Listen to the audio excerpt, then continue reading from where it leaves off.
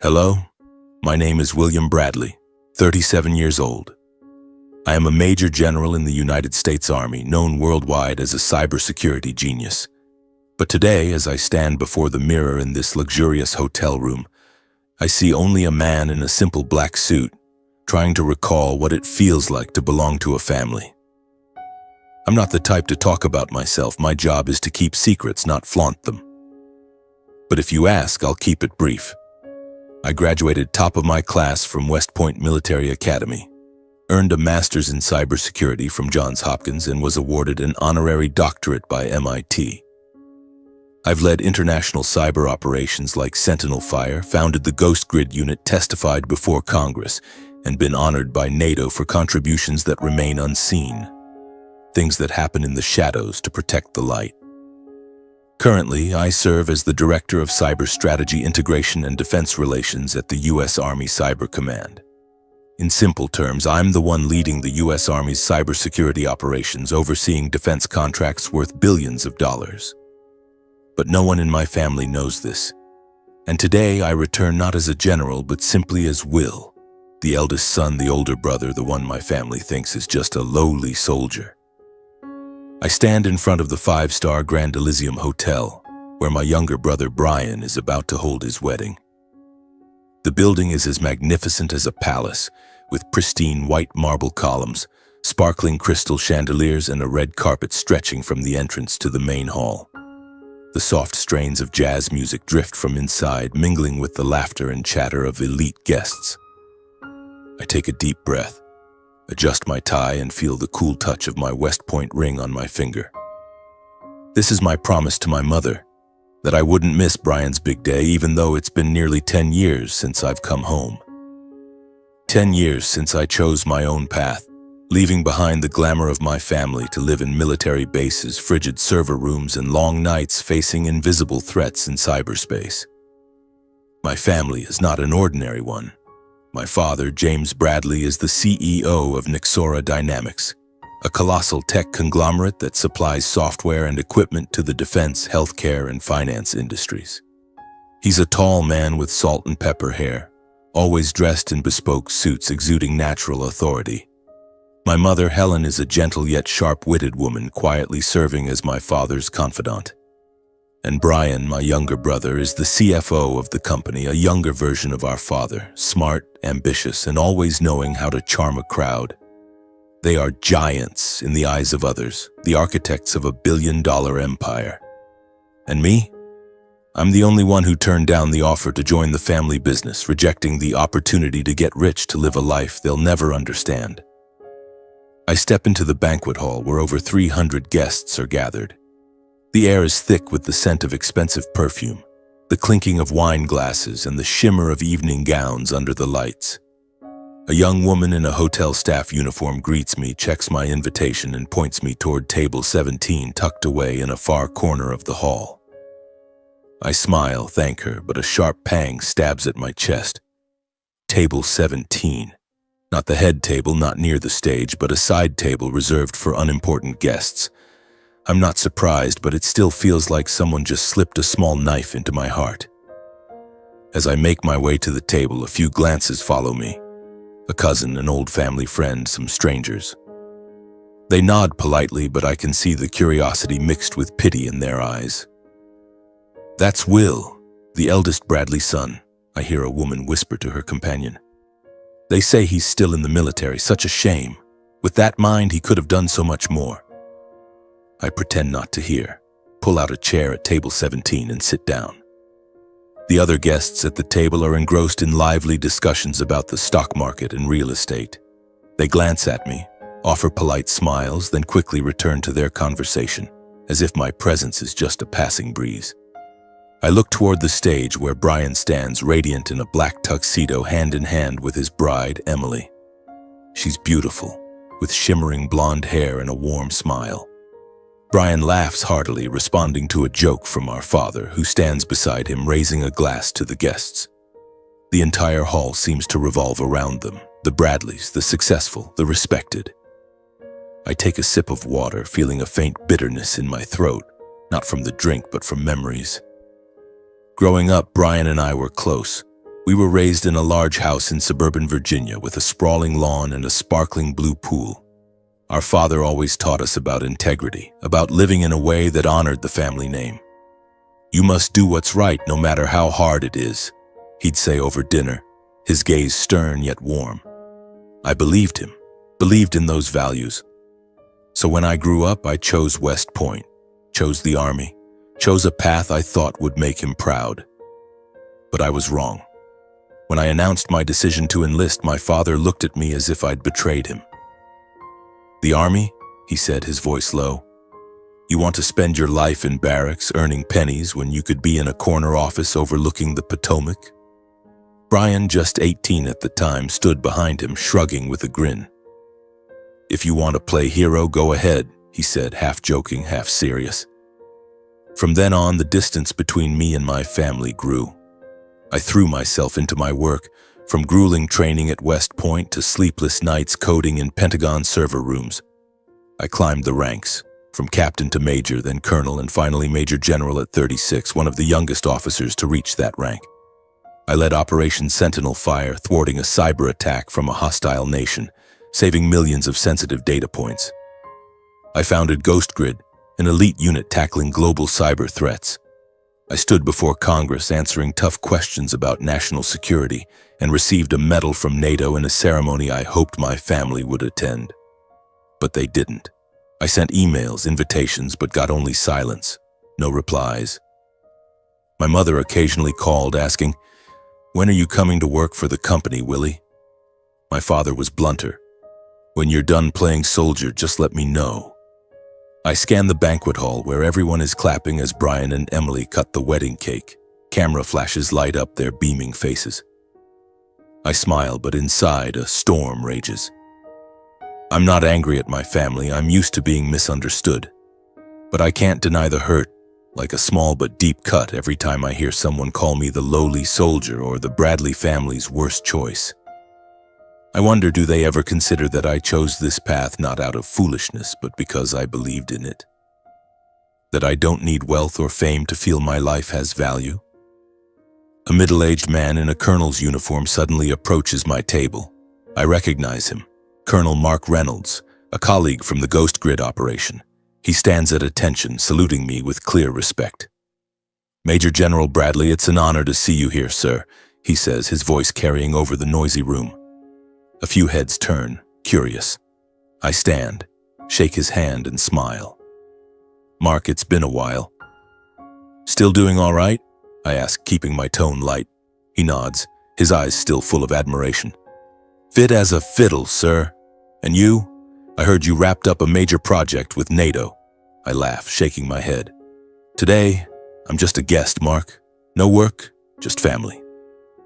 As Mark leaves, I sit back down, feeling the stares from the nearby table. A woman, likely a friend of my mother's, whispers to her companion, "Major General? Must be a mistake. Will, a general? No way."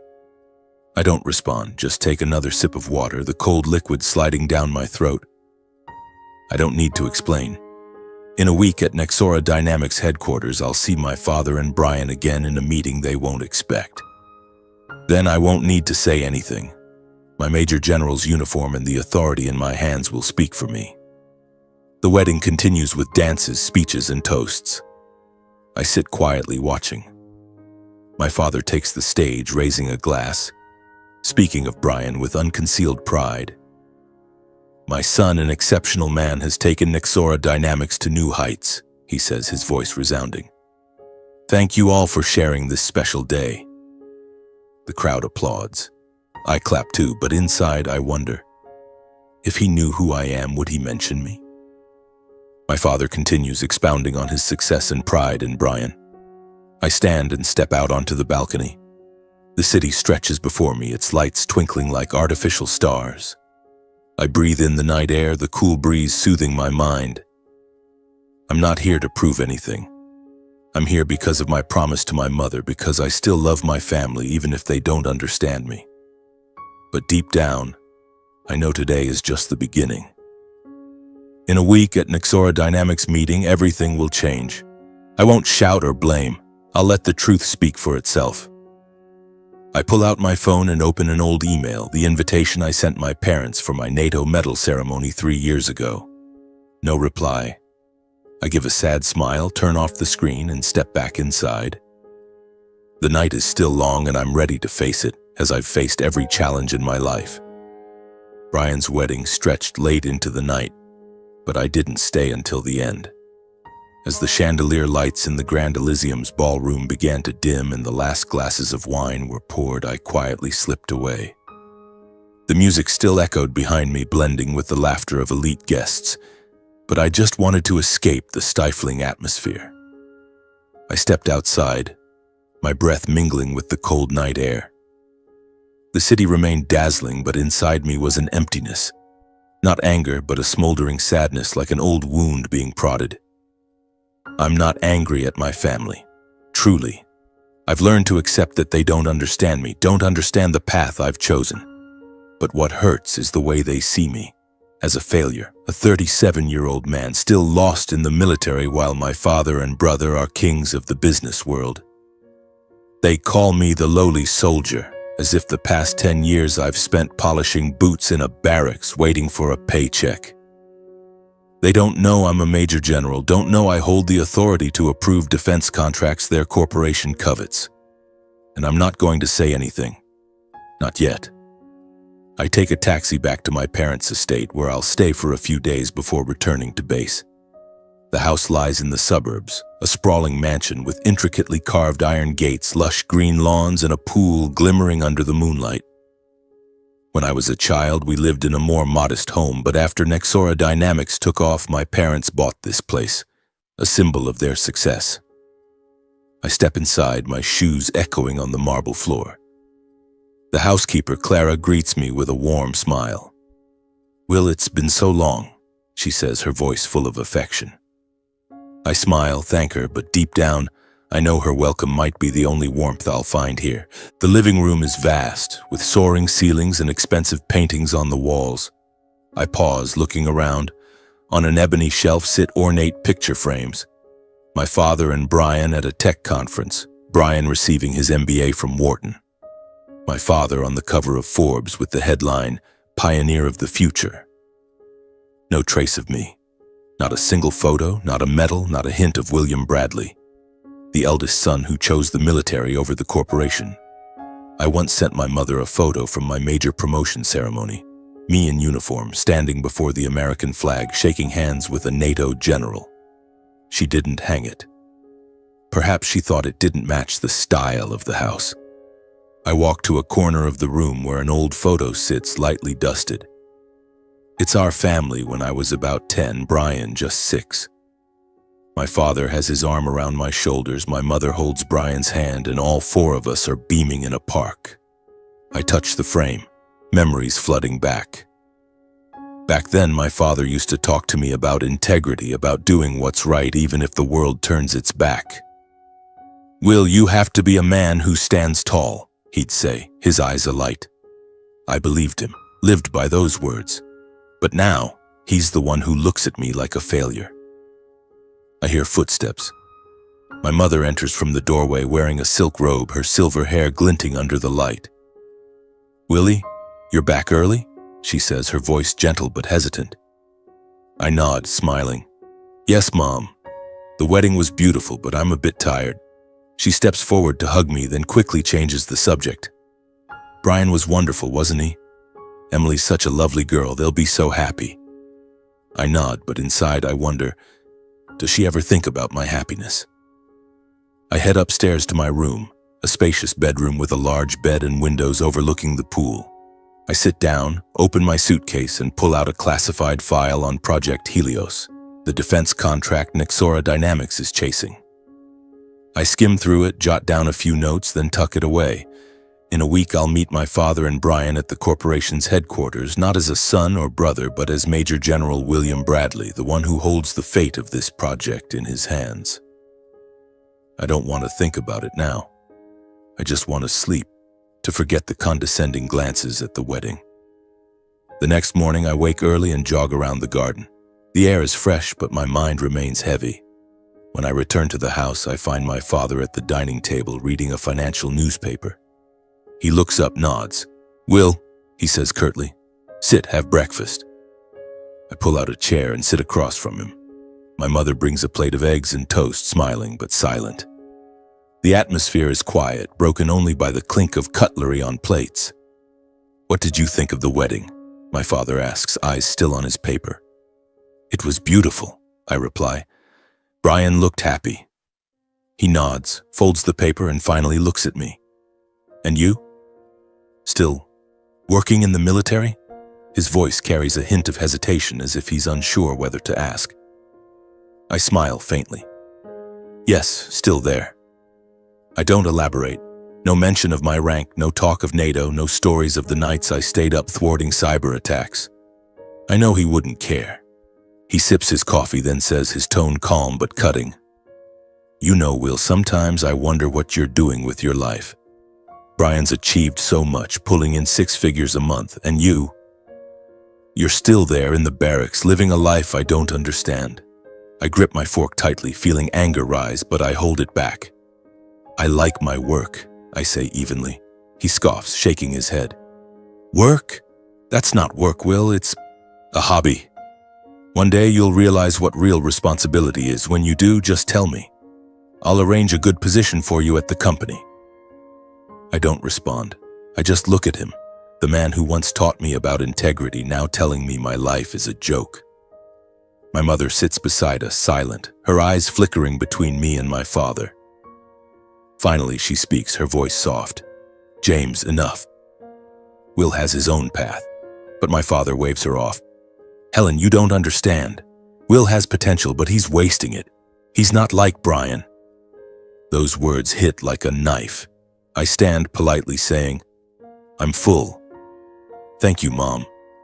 I leave the table, feeling my father's gaze on my back. I don't turn around. I don't want him to see my eyes stinging. That afternoon, I visit Brian at his downtown office. I want to congratulate him, to feel some trace of the brotherhood we once had. His office is on the 40th floor of a glass skyscraper with a panoramic view of the city. He sits behind a large desk, dressed in a gray suit, studying a financial chart on his screen. When he sees me, he stands, smiling. "Will, didn't expect you," he says, shaking my hand. But the handshake feels cold, like one between strangers. "Congratulations," I say, sitting across from him. "The wedding was great." Brian grins, leaning back in his chair. "Thanks. Emily and I planned it for a year. Cost a fortune, but worth it." He looks at me, curiosity in his eyes. "And you? Still in the military?" That question again. I nod. "Yeah, still there." Brian laughs, but the laugh lacks warmth. "You're one of a kind, Will. Dad's right. You could do so much more, but you choose to stay there. Why? Like the hero vibe?" I look at him, my little brother, who used to chase me around the garden, begging me to teach him how to throw a ball. Now he sees me as a loser. "I like my work," I say evenly. Brian shrugs. "Suit yourself, but you know the world runs on money and power. The military doesn't give you that. If you change your mind, let me know. I can get you a position, nothing fancy, but enough to start over." I smile, but inside a storm rages. I don't need his position. I don't need his pity. In a week, he'll see me in my Major General's uniform, sitting at the head of the meeting table, deciding the fate of the contract he and my father are pouring their hearts into. But for now, I just nod. "Thanks," I say, standing. "I've got to go. Wishing you happiness." As I leave his office, the elevator carries me to the ground floor, and my heart feels heavy. Not because of Brian's words, but because the truth is my family is no longer the one I knew. They don't see me. They don't want to see me. I step onto the street, take a deep breath, and tell myself, one more week, everything will change. That evening, I return to the estate. My parents are hosting a few friends, wealthy business people, acquaintances from high society. I plan to slip upstairs quietly, but my mother calls out. "Will, come in, meet everyone," she says cheerfully. I enter the living room, where people lounge on sofas, wine glasses in hand. My father introduces me, but his voice lacks enthusiasm. "This is Will, my eldest son. He's serving in the military. A man, likely a friend of my father's, laughs loudly. The military?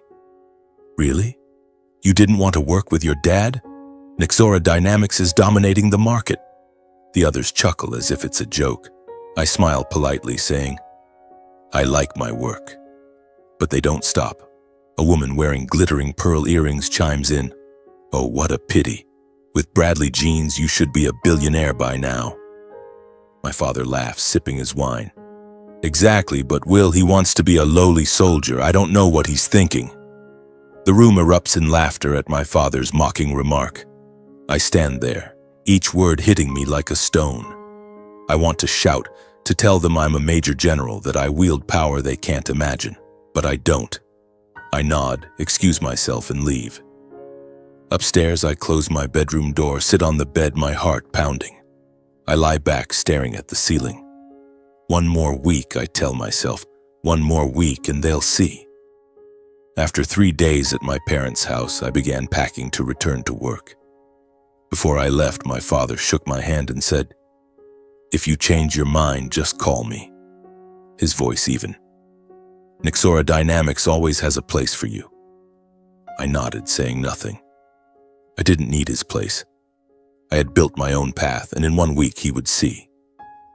I returned to my apartment near the Pentagon, a modest, unassuming place with white walls, an old desk, and a bookshelf filled with classified documents. I started checking emails and preparing for the meeting at Nexora Dynamics. I wasn't nervous. I was used to pressure, used to boardrooms filled with powerful people, their eyes fixed on me, waiting for a decision that could change the world. But this time was different.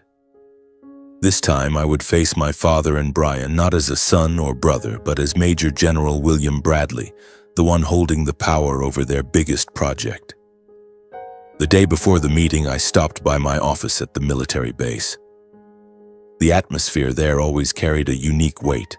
The clatter of keyboards, the crackle of radio communications, and the tense silence of people who knew every decision could save or destroy millions of lives. A colonel named John walked in holding a stack of documents. Major General, the final report on Project Helios, he said, placing the folder on my desk. I nodded, skimming the pages. Thank you, John. Anything unusual?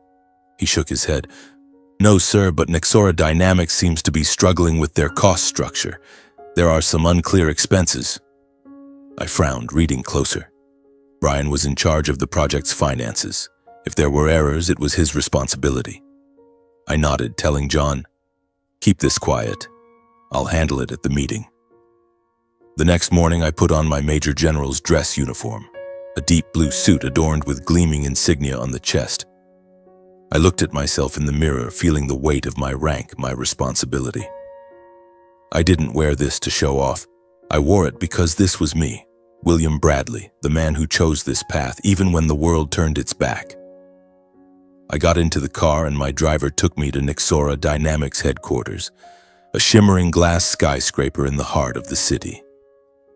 As the car stopped, I took a deep breath and stepped out. Today, everything would change. I entered the main lobby where the receptionist greeted me with curious eyes. Major General Bradley, this way, please, a young assistant said, leading me to the boardroom on the top floor.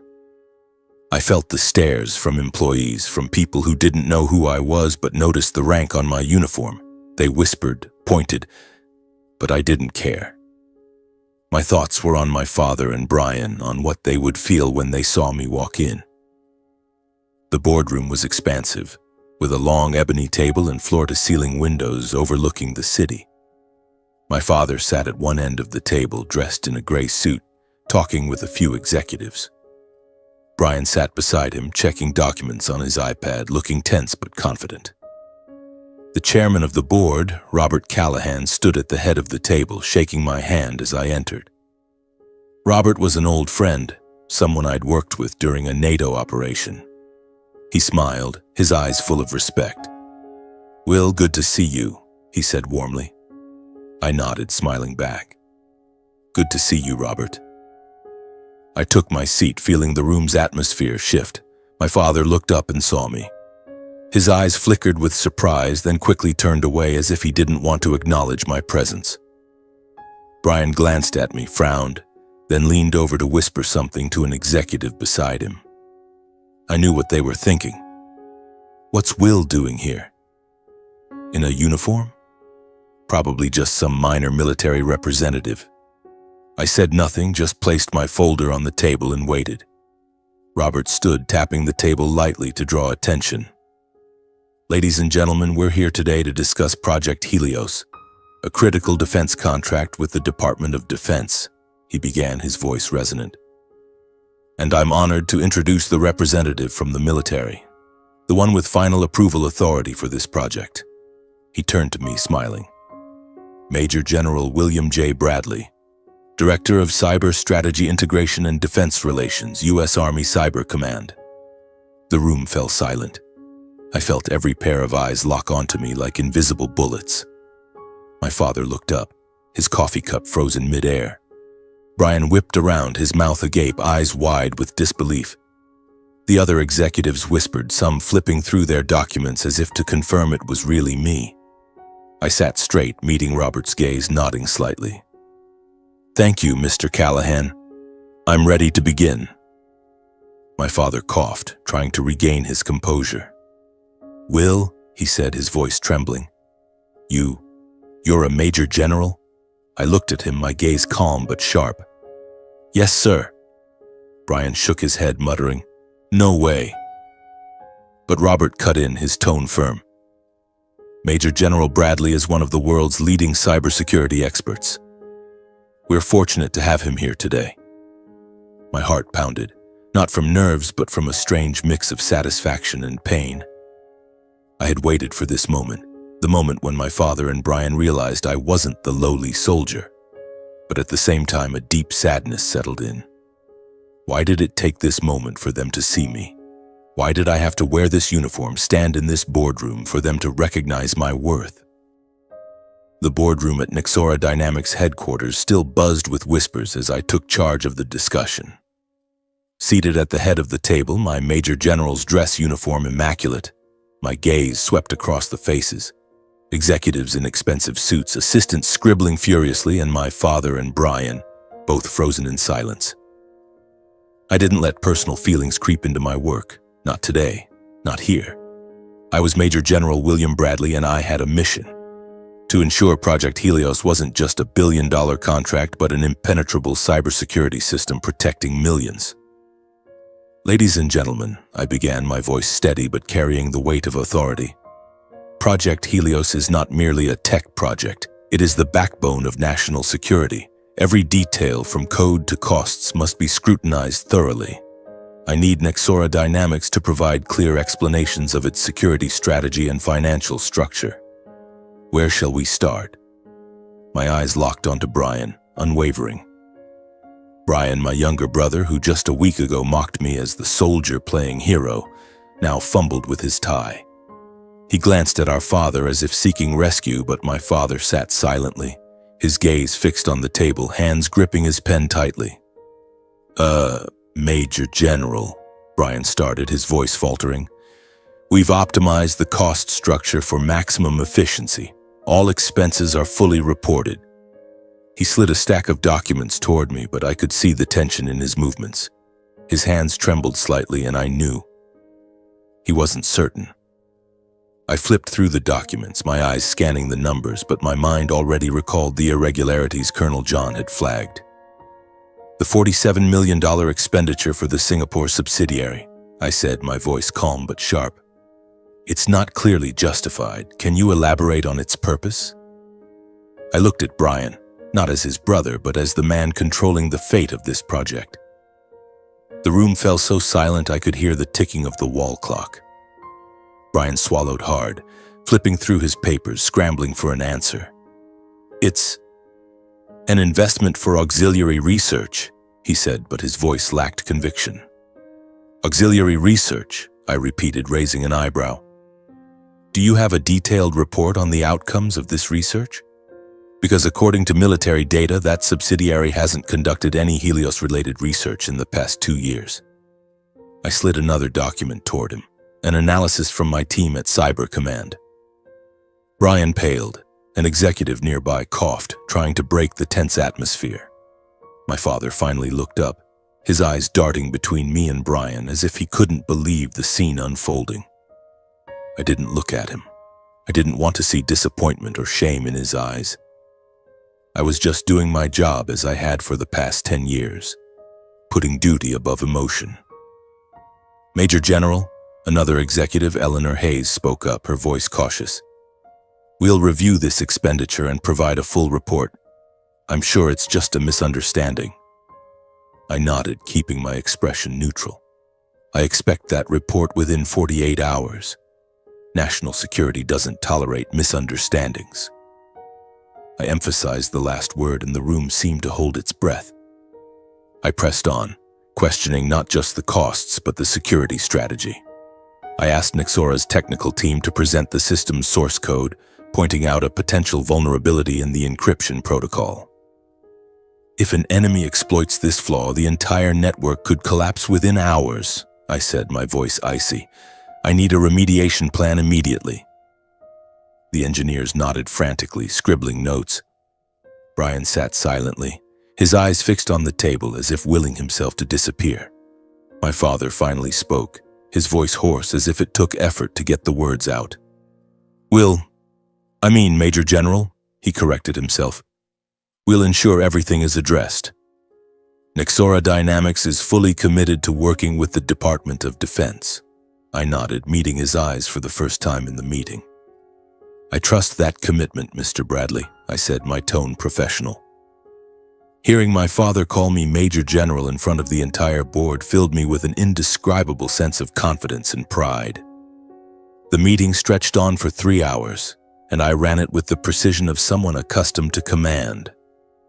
Every question, every demand was aimed at ensuring Project Helios met the highest standards. But I wasn't vindictive, didn't let personal feelings interfere. I wasn't here to settle scores with my father or Brian. I was here to do what was right, as my father had taught me when I was young. Though now, he seemed to have forgotten his own lesson. As the meeting ended, the executive stood, shaking my hand with evident respect. One whispered to another, I didn't know Bradley's son was a Major General. Impressive, I heard but didn't respond. I gathered my documents, preparing to leave when Robert Callahan, the board chairman, patted my shoulder. You did great, Will, he said warmly. I always knew you were special. I smiled, thanked him, but inside I just wanted to leave the room, the stares, the whispers. My father and Brian didn't leave immediately. They lingered as if waiting for something. I knew they wanted to talk, but I wasn't sure I was ready. I stepped into the hallway, feeling the cool air from the high windows. An assistant hurried after me, offering a glass of water. Major General, Mr. Callahan invites you to his private office for further discussion, she said. I nodded, knowing it wasn't just about work. It would be a confrontation with my family, one I'd delayed for too long. Robert's office was at the corner of the building with large windows overlooking the city skyline. When I entered, my father, Brian, and even my mother were there. Robert stood behind his desk, giving a slight smile. I'll let your family talk, he said, then left, closing the door. The room fell silent. I stood there, still in my uniform, feeling the weight of the moment. My father looked at me, his eyes a mix of surprise and shame. My mother sat on the sofa, her eyes red as if she'd been crying. Brian stood by the window, hands in his pockets, avoiding my gaze. Will, my father began, his voice trembling. Why didn't you say anything about this? He gestured at my uniform, the insignia on my chest. I looked at him, the hurt from the past days rising, but I kept my voice steady. I did, Dad. I sent invitations to my promotion ceremonies. I emailed about Sentinel Fire, the NATO medal. I sent photos when I was honored. No one replied. No one asked.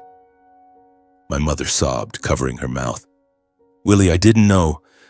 I thought you were just doing office work in the military. I didn't understand what you do. Her voice broke and my heart tightened. I wanted to step forward, hug her, tell her it was okay, but I couldn't. I just stood there looking at her, at my father, at Brian. Brian finally spoke, his voice quiet but sincere. "Will, I mean Major General," he corrected himself. "I was wrong. I mocked you, thought you weren't good enough. You deserve respect." I looked at him, seeing the shame in his eyes. Part of me wanted to forgive him instantly, to return to the days when we were close brothers. But another part of me still hurt. Hurt from years of being overlooked, belittled. My father stood, stepping closer to me. "Will," he said, his voice hoarse, "I thought you needed me to guide you. I thought you were wasting your potential. I was wrong." He paused, as if struggling for words. "I'm proud of you." It was the first time in 10 years he'd said that. I looked at him, feeling a spark of warmth mixed with sadness. "I just wanted to be respected for the path I chose," I said, my voice low. "Not because I rejected yours." My father nodded, his eyes misty as if replaying the past years. "You're right," he said softly. "I didn't see you. I'm sorry." I didn't respond. I just nodded, turned away, my heart heavy. I wasn't here to win or make them feel guilty. I just wanted them to see me, truly see me, not through the lens of money or fame. I left the office, stepping into the hallway, the sunlight from the windows warming my face. A week ago, I was the lowly soldier. Today, I was Major General William Bradley, the man who silenced a boardroom. But deep down, I was still just Will, the son, the brother, forever hoping that one day his family would understand.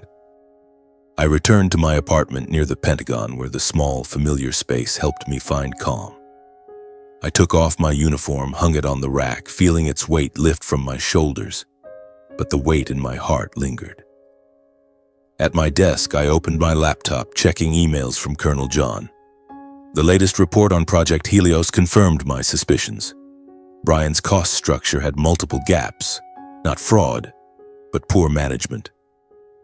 I drafted a concise email to Robert Callahan, Nexora Dynamics chairman, urging them to rectify the issues before the Pentagon intervened. "This isn't intentional," I wrote, "but it needs immediate correction to ensure national security." I hit send, feeling a sense of relief for doing the right thing, not exposing my brother, but giving him a chance to fix his mistakes. The days that followed saw me dive back into work at Cyber Command, immersed in lines of code, classified briefings, and strategies to protect the nation's networks. But my family stayed on my mind. I thought of my mother, her tear-streaked eyes in Robert's office. I thought of my father, his trembling voice as he apologized. And I thought of Brian, my once close brother, now grappling with the fallout of his project's errors. A week after the meeting, I received an email from Brian. The subject was simply, "Thanks." I opened it, reading each line with a strange feeling. "Will," he wrote, "I've reviewed the entire cost structure for Helios as you requested. There were things I didn't handle well, and I'm fixing them. Thank you for not making a big deal out of it. I was wrong to underestimate you. If you have time, I'd like to meet. Just us brothers." I reread the email, a spark of warmth creeping into my heart. I replied briefly, "Good. I'm free this weekend. Let's meet at the old coffee shop." It was the small cafe in the suburbs where we used to sit for hours as kids, talking about naive dreams. Brian agreed immediately. I put my phone away, feeling a flicker of hope, though still cautious. I wanted to believe we could reconnect, but I knew the road ahead wouldn't be easy. That weekend, I arrived at the cafe, dressed in a shirt and jeans, no uniform, no insignia. I wanted to meet Brian not as a major general, but as his brother. He was already there, sitting in our old corner, a latte in front of him. When he saw me, he stood smiling, the first genuine smile I'd seen from him in years. "Will," he said softly, "thanks for coming." We sat, talked. At first it was small talk, work, Emily, the weather, but then Brian took a deep breath, looked me in the eye. "Will, I'm sorry," he said. "I thought you weren't good enough. I was wrong. What you do, what you've achieved, I didn't know. I let my arrogance blind me." I looked at him, seeing sincerity in his eyes. "It's okay, Brian," I said. I don't need you to be proud of me, I just want you to respect the path I've chosen. He nodded, sipping his coffee. I've fixed the cost plan, he said. Robert says it's much better now, and I learned a lesson, not just about finances, but about responsibility. I smiled, feeling relieved. Good. You're smart, Brian. You'll do better. We kept talking about old times, silly fights, the dreams we once shared. As we left the cafe, I felt a part of the gap between us had closed. Not entirely, but enough to make me believe that one day we could be real brothers again. A few days later, I received another email, this time from my father. It was an internal Nexora Dynamics memo sent to all employees, but I was directly copied. Dear Nexora Dynamics team, he wrote, I want to share something I've recently realized. My son, Major General William Bradley, is an exceptional man, a leader in cybersecurity and a source of pride for our family. I underestimated him and I apologize for that. We are fortunate to have him supporting Project Helios, and I hope we all learn from his integrity. I read the email, my eyes stinging. My father hadn't just apologized to me. He'd publicly acknowledged his mistake to hundreds of people. It was something I never thought he'd do. I called him. He answered immediately, his voice warmer than I remembered. Will, he said, did you get the email? I nodded, though he couldn't see. Yes, Dad, thank you. He was quiet for a moment, then said, I was wrong. I didn't see you. I want to make it right. When you're free, come home, okay? Your mom misses you. I smiled, feeling a burden lift. I'll come, Dad. Soon. 6 months later, I returned to my parents' estate. The atmosphere was different. As I walked in, my mother rushed to hug me, her eyes sparkling. Willie, she said, her voice brimming with joy. I made apple pie for you. I laughed, hugged her, breathing in the familiar scent of her perfume. My father stood behind, shaking my hand, this time with a warmth that wasn't stiff. Good to see you, Will, he said. Brian was there too, with Emily. He clapped my shoulder, grinning. No meetings this time, Will, just family. We sat in the living room where a small but significant change caught my eye. On the wall, next to my father's Forbes cover and Brian's MBA diploma, was a new frame. It was the photo of me in uniform receiving my NATO medal. I looked at it, my heart warming. Who hung this? I asked softly. My mother smiled. Your father did. He said it's time our home was proud of all our children. That dinner was the first in years where I felt at home. We talked, laughed, and for the first time they asked about my work. My mother was curious about the military AI training program I was overseeing. Is it like in sci-fi movies, Willie? She asked, eyes gleaming. I laughed, explaining simply, knowing she only half understood but nodded anyway. My father asked about Operation Sentinel Fire, and for the first time he listened. Truly listened. Brian shared that he'd applied one of my encryption suggestions to a Nexora Dynamics project. It worked better than I expected, he said, his voice full of admiration. You're a genius. As dinner ended, I stepped out to the garden, gazing at the pool shimmering under the moonlight. My mother joined me, bringing a jacket. It's chilly, Willie, she said, draping it over my shoulders. I smiled, thanked her. I'm proud of you, she said, her voice soft but certain. Not because you're a major general, but because you're my son. I looked at her, my eyes stinging. I know, Mom, I said, thank you. I felt a peace I hadn't thought possible. My family wasn't perfect, we'd lost years understanding each other and the scars remained. But at least we were trying, and maybe that was what mattered most. A few days later, I returned to the familiar rhythm of being a major general. As I unpacked my suitcase in my office, I found a handwritten letter neatly tucked beneath my uniform. It was my mother's handwriting. Willie, she wrote, I'm proud of you. Not because you're a major general, but because you're my son. Love you. I smiled, placing the letter beside my medal on the desk. In that moment, I felt a spark of hope. My family was learning to see me, and I was learning to let go of the past and live for the brighter days ahead.